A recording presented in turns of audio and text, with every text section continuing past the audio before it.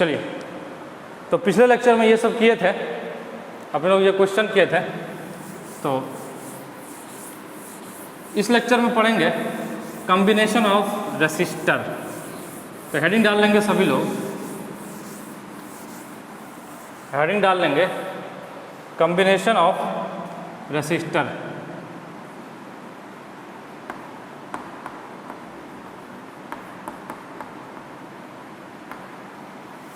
Combination of resistors, combination of resistors. Heading डाल लीजिए सभी लोग, कॉम्बिनेशन ऑफ रेसिस्टर्स मतलब बहुत सारे रेसिस्टर्स है जिसको कंबाइन करके एक रेसिस्टर बनाया गया है। ठीक है, चलिए पहला लिखेंगे series combination. Series combination, series combination समझिएगा इसको, मतलब इक्विवेलेंट रेसिस्टेंस निकालना है हमको इक्विवेलेंट रेसिस्टेंस निकालना है, समझिएगा।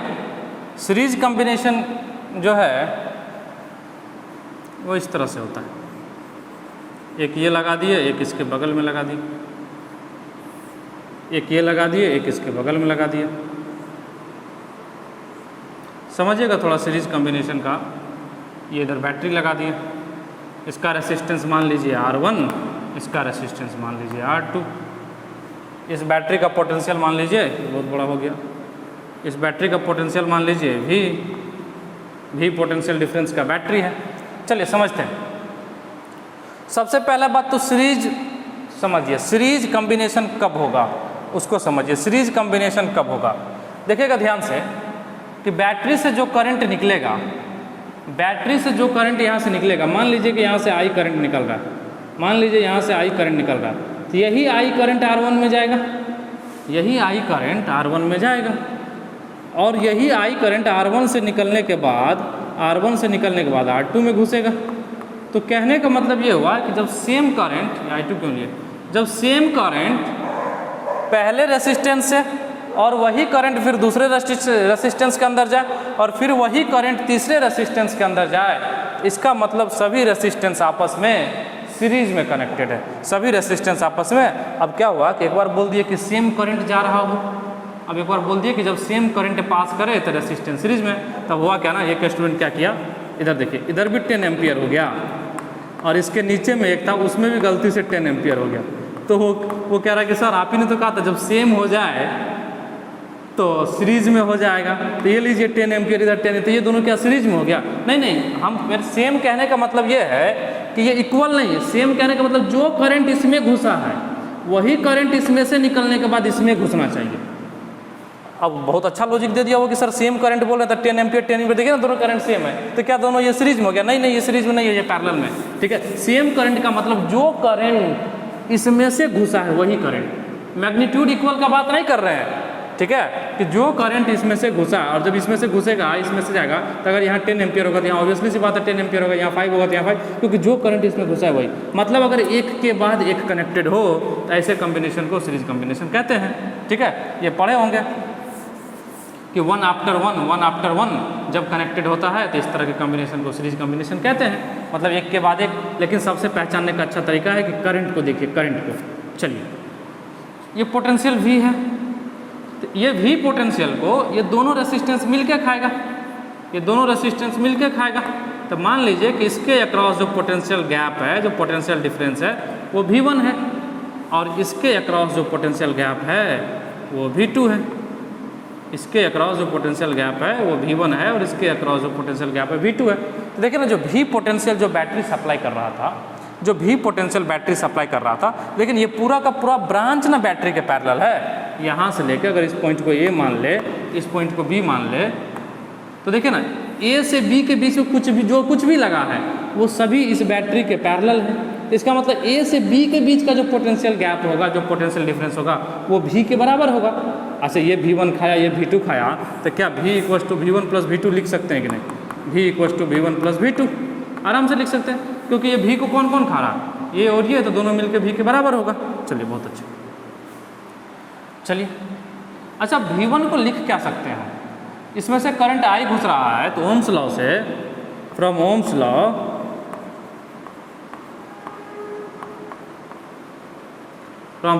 V1 इक्वल्स टू क्या हो जाएगा I इंटू R1 और V2 इक्वल्स टू क्या हो जाएगा I इंटू R2, क्योंकि दोनों में करंट I है इसीलिए I लिया है। देखिए इसमें भी करंट I, इसमें भी करंट I, तो V1 equals to I into R1, V2 equals to I into R2। चलिए दोनों को ऐड कर दीजिए, दोनों को जैसे ऐड करेंगे, इसको इक्वेशन 1 मान लीजिए, इसको इक्वेशन 2 मान लीजिए और दोनों को ऐड कर दीजिए, तो 1 + 2 करके क्या हो जाएगा, इधर हो जाएगा V1 + V2 equals to IR1 + IR2। अब समझिए ध्यान से, V1 + V2 क्या हो जाएगा, V हो जाएगा, यहाँ से I कॉमन ले लीजिए, ये क्या हो जाएगा R1 + R2। ध्यान से समझिएगा, ये पोटेंशियल V आ गया बैटरी का, पूरा नेट पोटेंशियल जो है अपने सोर्स का वो भी है। चलिए ये कितना करंट सप्लाई कर रहा है, जो ये बैटरी है I करंट सप्लाई कर रहा है, ठीक है। तो I करंट जो है सप्लाई कर रहा है किसके वजह से, R1 और R2 दोनों की वजह से, R1 और R2 दोनों की वजह से। तो बोला गया इक्विवेलेंट रेसिस्टेंस का मतलब समझिए, इक्विवेलेंट रेसिस्टेंस का मतलब है कि इस दोनों को ले जाके बेच दीजिए, इस दोनों को ले जाके बेच दीजिए मार्केट में, और एक सिंगल रेसिस्टेंस खरीद के लाइए, एक सिंगल रेसिस्टेंस खरीद के लाइए जो वही काम करे जो ये दोनों मिलके करता था। तो ये दोनों मिलके करता क्या था, ये दोनों मिलके पोटेंशियल भी खाता था और ये दोनों मिलके यहाँ से करंट I को बाहर निकालता था, ये दोनों मिलके बैटरी से करंट I को बाहर बुलाता था। तो एक सिंगल रेसिस्टेंस ले आइए जो अकेला ही यहाँ से करंट I को बाहर बुला ले, जो अकेला ही यहाँ से करंट I को बाहर बुला ले। तो इसका मतलब करंट I को बाहर बुलाना है और उस सिंगल रेसिस्टेंस को बोल दिए R इक्विवेलेंट, R इक्विवेलेंट, उस सिंगल रेसिस्टेंस को बोल दिए R इक्विवेलेंट, उस सिंगल रेसिस्टेंस को बोल दिए R इक्विवेलेंट। I से I कैंसिल हो गया, R equivalent equals to R1 + R2, R equivalent equals to R1 + R2, R equivalent equals to R1 + R2। अगर n रेसिस्टर होंगे, फॉर n रेसिस्टर्स, अगर n रेसिस्टर्स होंगे तो जो R इक्विवेलेंट होगा वो हो जाएगा R1 + R2 + Rn, इस तरह से हो जाएगा n इक्विवेलेंट, n रेसिस्टर्स के R1 + R2 + Rn, ठीक है। चलिए इसको लिख लीजिए, जल्दी से लिख लीजिए, फिर और बहुत कुछ समझेंगे इसमें। लिख लिए, चलिए देखते हैं। ये तो R इक्विवेलेंट ठीक है, तो इसमें क्या होता है ना, अब निकाल लेते हैं कि पोटेंशियल कितना खाया ये और ये कितना खाया, ये कितना खाया और ये कितना खाया, ठीक है। तो V1 इक्वल्स टू क्या हो जाएगा I into R1, V1 equals to क्या हो जाएगा, या potential across R1, potential across, या V1 equals to I into R1, I into R1। I कितना होगा, I कितना होगा, V1 इक्वल्स टू I को क्या लिख सकते हैं हम, I equals to V/R equivalent, V/R equivalent into R1, V/R equivalent into R1, ठीक है। R इक्विवेलेंट क्या है इस केस में, R1 + R2, R इक्विवेलेंट क्या है, R1 + R2।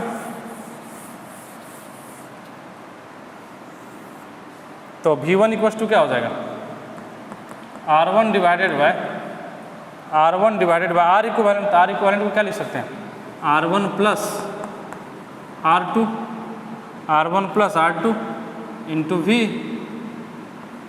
V। चलिए ये तो V1 हो गया। V2 इक्वल्स टू क्या हो जाएगा, इसी के तर्ज पे लिख सकते हैं सीधा सीधा, R2 divided by R1 + R2 into V। तो यहाँ से V1/V2 क्या हो जाएगा, V1/V2 equals to R1/R2, V1/V2 equals to R1/R2। समझिएगा ध्यान से, होता क्या है कि जितना करंट यहाँ से निकला या जितना वोल्टेज है, जितना वोल्टेज, करंट तो दोनों में सेम होगा, जितना वोल्टेज है, वोल्टेज को किस तरह से डिस्ट्रीब्यूट करता है दोनों, इस बात को समझिएगा। मतलब मान लीजिए यहाँ 12 वोल्ट है तो ये कितना खाएगा, ये कितना खाएगा, मैटर है कि कितना खाएगा। अगर दोनों बराबर हुआ, अगर R1 और R2 आपस में बराबर हो, तब तो दोनों बराबर बांट लेगा। अगर ये 12 वोल्ट है तो 6 वोल्ट ये खाएगा, 6 वोल्ट ये खाएगा। चलिए बहुत अच्छा। लेकिन जब बराबर नहीं हुआ, जब R1 और R2 आपस में बराबर नहीं हुआ, तो जो ज़्यादा मजबूत वो ज़्यादा वोल्टेज खाएगा। देखिए ना यहाँ पे क्या आ रहा है, V1 के साथ ऊपर में R1 आ रहा है, V1 के साथ ऊपर में R1 आ रहा है। इसका मतलब जो ज़्यादा मजबूत वो ज़्यादा खाएगा। अगर R2 ज़्यादा मजबूत है तो R2 ज़्यादा खाएगा, और R1 ज़्यादा मजबूत है तो R1 ज़्यादा खाएगा। इसीलिए तो V1/V2 का रेशियो R1/R2 पे डिपेंड करता है। अब जितना से मजबूत है R1, उतना ही टाइम से वोल्टेज भी ज़्यादा खाएगा। मान लीजिए कि R1 भी R2 से 2 गुना है, तो V1 भी V2 से 2 गुना होगा। मतलब अगर ये 2 गुना मजबूत है तो ये 2 गुना इससे वोल्टेज खा लेगा। समझ रहे हैं? तो V1/V2 = R1/R2। V1 directly proportional to R1 हो गया, इसीलिए। चलिए इसको लिख लीजिए, लिख लिए। करंट तो दोनों में सेम होगा, करंट का तो टेंशन लेना नहीं है। चलिए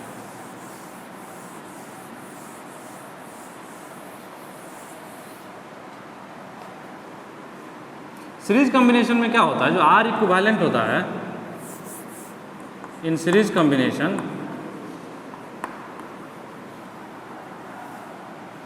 इन सीरीज कॉम्बिनेशन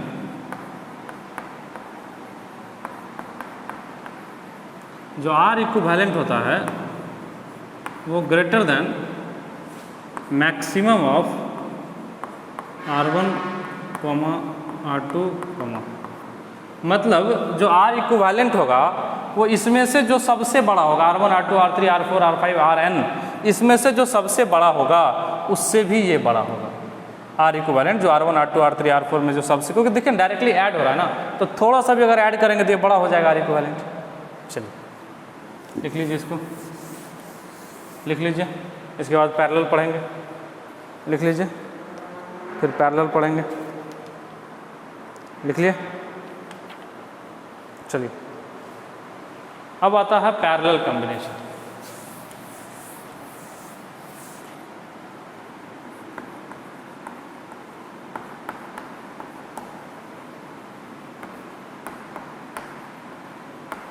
हेडिंग डाल लेंगे पैरेलल कॉम्बिनेशन।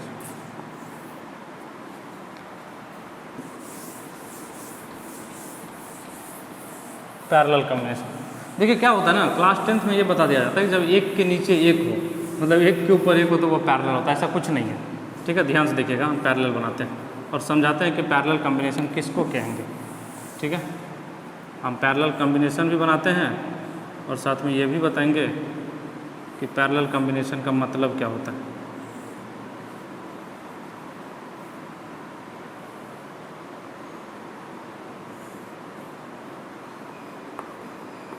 यहाँ बैटरी लगा लीजिए,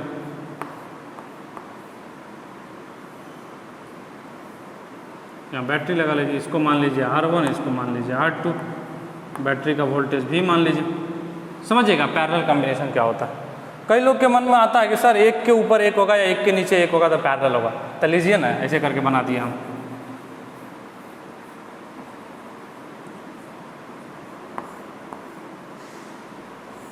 ध्यान से देखें, एक के नीचे एक है, तो क्या ये पैरेलल हो गया क्या? नहीं, बिल्कुल नहीं, बिल्कुल नहीं। क्या ये पैरेलल हो गया क्या? नहीं हुआ पैरेलल। क्यों नहीं हुआ? क्योंकि देखिए ना, जो करंट यहाँ से निकलेगा वो इसमें घुसेगा, और इसमें घुसने के बाद फिर वही करंट इसमें घुसेगा, जो करंट इसमें घुसेगा वही ऐसे घूम के इसमें घुसेगा। तो ये दोनों सीरीज में है, ये दोनों सीरीज में, पैरेलल में नहीं है, ठीक है। पैरेलल को समझते हैं।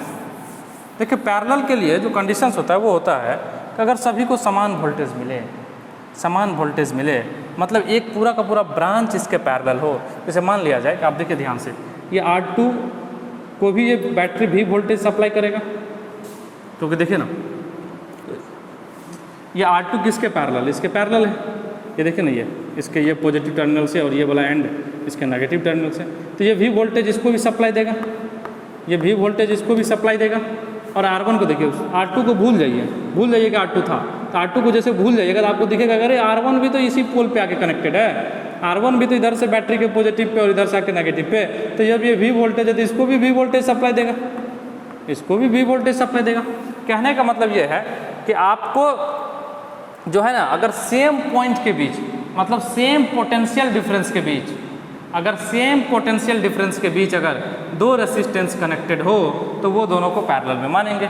जैसे मान लिया जाए कि हम इस टर्मिनल का नाम दे देते हैं ए, इस टर्मिनल का नाम दे देते हैं ए, और इसका दे देते हैं बी, छोटा वाला टर्मिनल का नाम बी, मतलब नेगेटिव का बी, पॉजिटिव का ए, समझिएगा। तो जब तक बीच में कोई रेसिस्टेंस नहीं आएगा तो अपना जो कंडक्टर होता है, आइडियल कंडक्टर, उसका रेसिस्टेंस तो जीरो होता है, तो वो तो कोई पोटेंशियल खाता नहीं है। तो देखिए यहाँ ये इसका पोटेंशियल ए, ये पॉइंट ए है, तो सेम पोटेंशियल, तो ये पॉइंट भी ए हो जाएगा। यहाँ से आगे बढ़िए, यहाँ भी वही पोटेंशियल, तो इस पॉइंट का भी नाम ए कर दीजिए। यहाँ से आगे बढ़िए, यहाँ पे भी वही पोटेंशियल, तो इसका भी नाम ए कर दीजिए। इधर देखिए बी है, तो यहाँ भी वही पोटेंशियल होगा जो इसके नेगेटिव टर्मिनल को, तो इस पॉइंट का भी नाम बी। थोड़ा सा आगे बढ़िए तो यहाँ भी बी, थोड़ा सा और आगे बढ़िए तो यहाँ भी बी। अब ध्यान से देखिए ना, R1 भी ए और बी के बीच में कनेक्टेड है और R2 और ए और बी के बीच में कनेक्टेड है। तो जब इस तरह से बनेगा, जब सेम पॉइंट के बीच में कनेक्टेड होगा, मतलब सेम पोटेंशियल, पॉइंट किसके आधार पर लिए हैं, पोटेंशियल। अगर सेम पोटेंशियल है तो पॉइंट सेम मानेंगे, ठीक है। अगर सेम पॉइंट के बीच कनेक्टेड है, समझ रहे हैं, या सेम पोटेंशियल के बीच कनेक्टेड है, तो इस तरह को R1 और R2 को पैरेलल कॉम्बिनेशन बोलेंगे। क्या बोलेंगे, पैरेलल का। अब इसमें क्या होगा, मान लीजिए कि यहाँ से करंट I निकला, यहाँ से करंट I निकला, यहाँ भी I आया, यहाँ दो भागों में बंट जाएगा। इधर चला जाएगा मान लीजिए I2, इधर चला जाएगा I2, और इधर चला जाएगा I1। तो यही I1 इधर आएगा और इसमें I2 घुसेगा, ये I1 निकल के दोनों मिलके फिर से I। जितना बैटरी से करंट निकलेगा उतना ही नेगेटिव टर्मिनल से अंदर घुसेगा, जितना बैटरी का पॉजिटिव टर्मिनल से करंट निकलेगा उतना ही नेगेटिव टर्मिनल से होते हुए अंदर घुसेगा। तो I निकला, I घुस गया, ये दोनों I1 और I2 मिलके, ठीक है। यहाँ पे I2, चलिए ध्यान दीजिए, इसका पोटेंशियल क्या है, भी। अच्छा, तो I जो है दो पार्ट में बटा है, तो I = I1 + I2 तो लिख ही सकते हैं, क्योंकि I ही तो दो भागों में बटा है। दो भागों में कौन बटा, I, तो I1 + I2। चलिए अब ध्यान से देखिए, इसका पोटेंशियल गैप भी है, इसका पोटेंशियल गैप भी है, तो V = क्या हो जाएगा, I × R1। V = क्या हो जाएगा, I1 × R1, I1 × R1। तो यहाँ से I1 = क्या हो जाएगा, V/R1। इसको मान लीजिए इक्वेशन 1, ठीक है। यहाँ से देखिए, यहाँ पे देखिए V = क्या हो जाएगा, I2 R2। तो I2 = क्या हो जाएगा, V/R2। दोनों को ऐड कर लीजिए, 1 + 2 कर लीजिए, तो 1 + 2 करेंगे तो हो जाएगा I1 + I2 = V/R1 + V/R2। I1 + I2 मिलके I = V कॉमन ले लीजिए ना, 1/R1 + 1/R2। चलिए ध्यान दीजिए, टोटल करंट कितना निकला है, I निकला है। टोटल करंट कितना निकला, I निकला है। पोटेंशियल कितना है सोर्स का, V, मतलब V सोर्स के बैटरी से I करंट निकला है। किसके वजह से निकला है, इस R1 और R2 की वजह से। R1 और R2 किसके वजह से I करंट निकला, R1 और R2 की। देखिए जब इधर रेसिस्टेंस बदल जाता है तो करंट भी बदल जाता है। तो I करंट किसके वजह से निकला, R1 और R2। हम चाहते हैं कि इस दोनों को मिला के, इस दोनों को बेच के एक सिंगल रेसिस्टेंस लाए, एक सिंगल रेसिस्टेंस लाए जो उतना ही करंट निकाले जितना ये दोनों मिलकर निकाल रहा है। तो ये दोनों मिलकर I करंट निकाल रहा है, तो जब बेच के एक सिंगल लाएंगे तो वो भी I करंट निकालना चाहिए। तो I करंट = क्या हो जाएगा, V/R, I = V/R होता है। तो V सोर्स का वोल्टेज डिवाइडेड बाय किसके वजह से, R इक्विवेलेंट की वजह से, V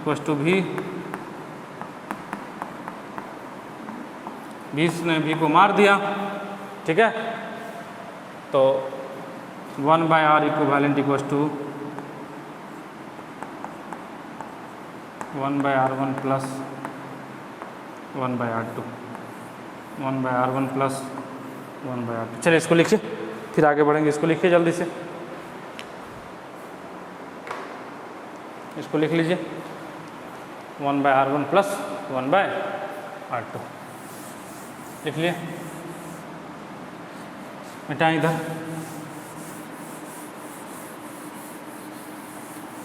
अगर बहुत सारे रेसिस्टर हैं, फॉर n रेसिस्टर,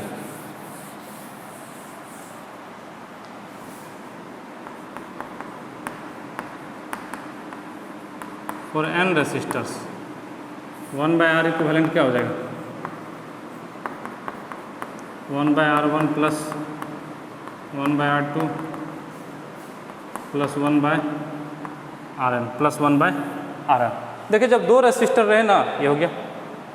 अगर दो रेसिस्टर रहे ना तो उसको ऐसे भी लिख सकते हैं, फॉर 2 रेसिस्टर्स दो रेसिस्टर्स के लिए क्या था अपना 1/R equivalent equals to 1/R1 plus 1/R2। जल्दी जल्दी इसको एलसीएम ले लीजिए। तो R1 इंटू R2 इधर हो जाएगा R2 प्लस R1। तो जब कल्टी मारेगा, ये कल्टी मार के ऊपर जाएगा, तो R इक्विवेलेंट इक्वल्स टू क्या हो जाएगा R1 into R2 divided by R1 plus R2। R1 plus R2, R equivalent क्या हो जाएगा R1 प्लस R2। ठीक है, तो मतलब डायरेक्टली इसका यूज़ करेंगे अपने लोग। जब दो होगा ना तो डायरेक्टली यूज़ करेंगे R1 into R2 divided by R1 plus R2। चलिए लिख लीजिए, मिटाए मिटाए। चलिए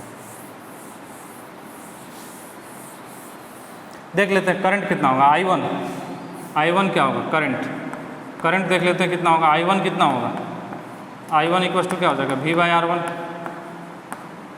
I1 इक्वल्स टू क्या हो जाएगा V/R1। ठीक है, V ये क्या हो गया R1।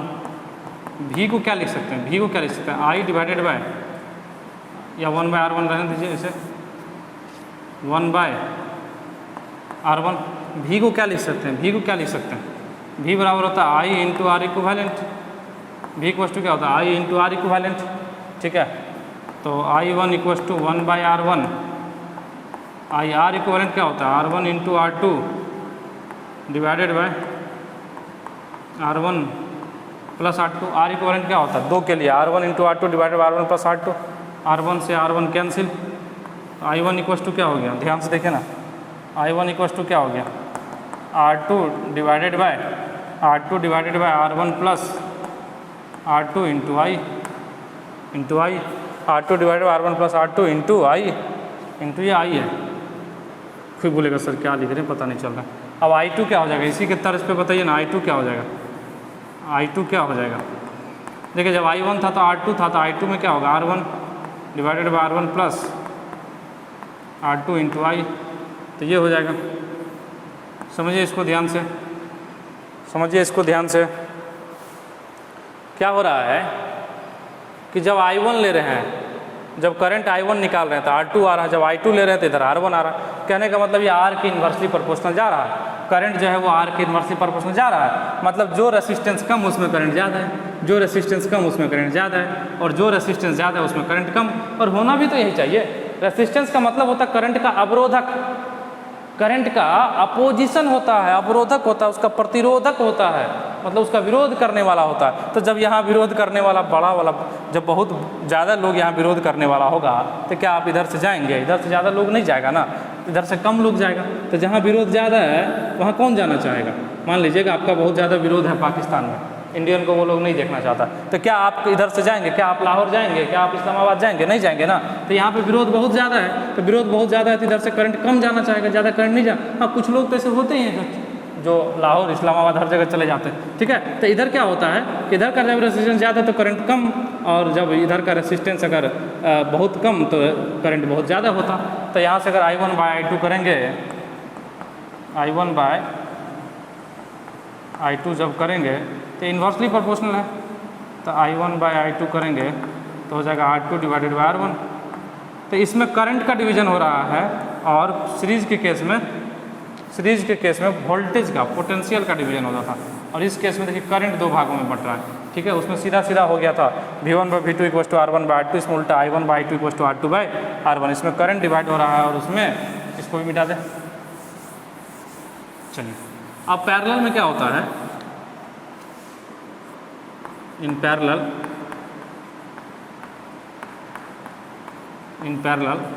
जो R इक्विवेलेंट होता है वो लेस देन होता है मिनिमम ऑफ R1, R2, मतलब ये मिनिमम से भी छोटा होता है। मतलब R1, R2, R3, R4, R5, Rn में जो सबसे छोटा है उससे भी छोटा होगा अपना R इक्विवेलेंट, तो इसको लिखिए, फिर क्वेश्चन करेंगे। इसको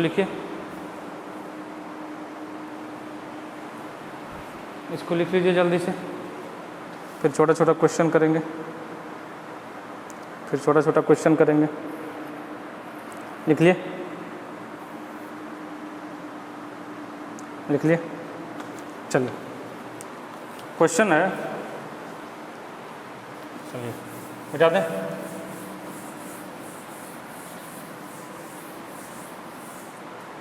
इस पे बहुत ज़्यादा प्रैक्टिस की ज़रूरत होती है। Find equivalent resistance, find equivalent resistance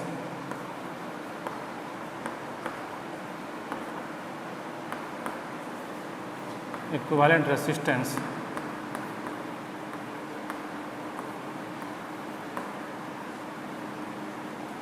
between points A and B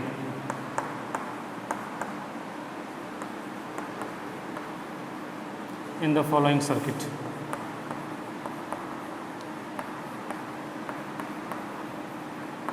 In the following circuit. In the following circuit. पहला सर्किट बना लेते हैं।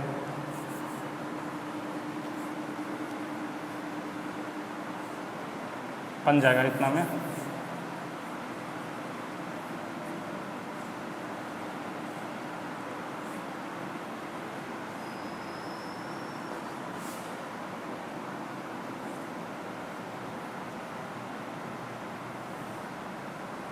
ये तीनों यहाँ कनेक्टेड है। ये भी आर है, ये भी आर है, ये भी आर है, ये भी आर है। ठीक है, इसके नीचे 1 2 3 सही है। यहाँ से ऐसे कनेक्टेड है और यहाँ से ऐसे कनेक्टेड, ये सभी भी आर है। ये आर, ये आर, ये आर, ये पॉइंट बी है और ये पॉइंट जो है ना, ये वाला, ये ए है। चलिए ट्राई करिए,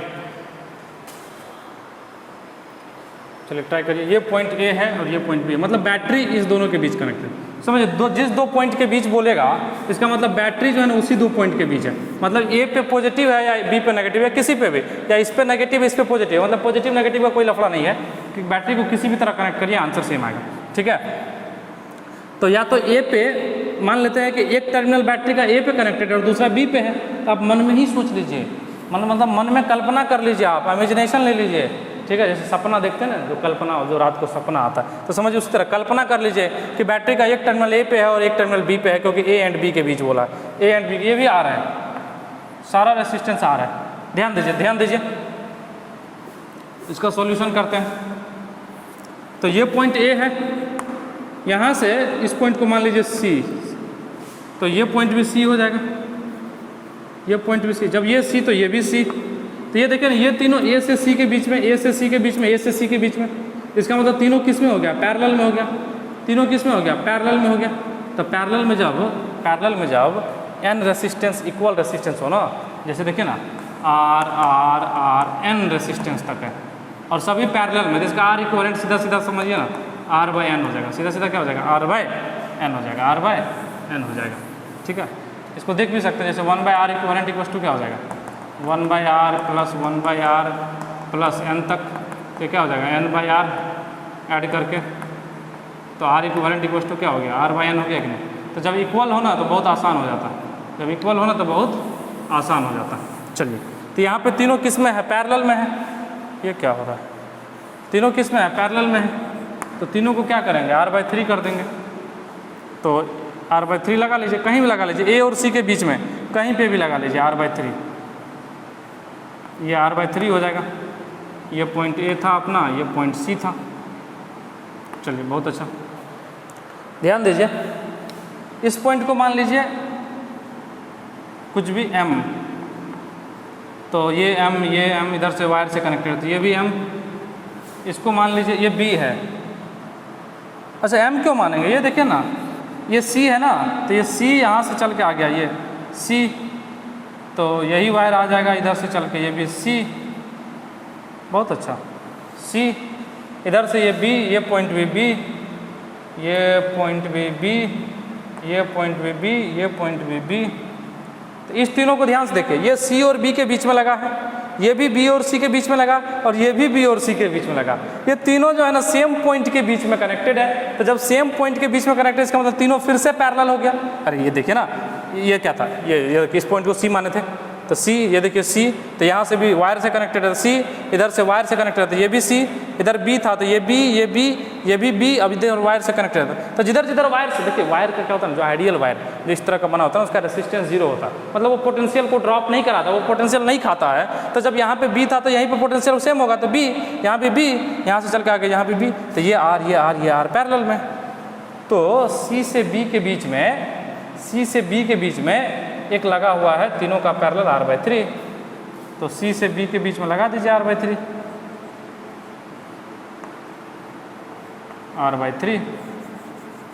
सी से बी के बीच में r/3, ये पॉइंट बी हो गया और सी से बी के बीच में लगा दिए। अच्छा एक और है, सी से बी के बीच में एक और है r, सी से बी के बीच में एक और है r। अब ये देखें ना, अब ये दोनों पैरेलल हो गए, ये r और ये r/3 पैरेलल हो गया। ये r देखिए सी से बी, ये भी सी से बी, ये r और r/3 पैरेलल हो गया, ठीक है। तो पैरेलल होने के बाद क्या हो जाएगा, इधर मिटा देते हैं। जब वो पैरेलल हो गया तो हो जाएगा सीधा सीधा r/3, ये पॉइंट ए, ठीक है। और ये दोनों मिलकर क्या हो जाएगा, पैरेलल है तो देखें ना, ऐसे निकाल लीजिए, r into r/3 divided by r plus r/3, तो ये हो जाएगा 4r/3, तो r इंटू r/3 और ये हो जाएगा 4r/3, 3 से 3 कैंसिल, r से r कैंसिल, r/4। तो इस दोनों का पैरेलल कितना आ रहा है, इस दोनों का पैरेलल कितना आ रहा है, r/4 कितना आ रहा है, r/4। तो यहाँ क्या हो जाएगा, r/4, ये क्या हो जाएगा, r/4। अब ये दोनों किस में है, अब ये दोनों पैरेलल में है, ये पॉइंट ए, ये पॉइंट बी, सॉरी सीरीज में है। अब ये दोनों किस में है, सीरीज में है, तो सीधा सीधा जुड़ जाएगा। तो r इक्विवेलेंट इक्वल्स टू क्या हो जाएगा, r/3 प्लस r/4, एलसीएम लेंगे तो 7r/12 आंसर। चलिए लिख लीजिए इसको, जल्दी से लिख लीजिए। और इस क्लास में इतना ही, फिर मिलते हैं नेक्स्ट लेक्चर में। तब तक के लिए बहुत बहुत धन्यवाद एंड बाय।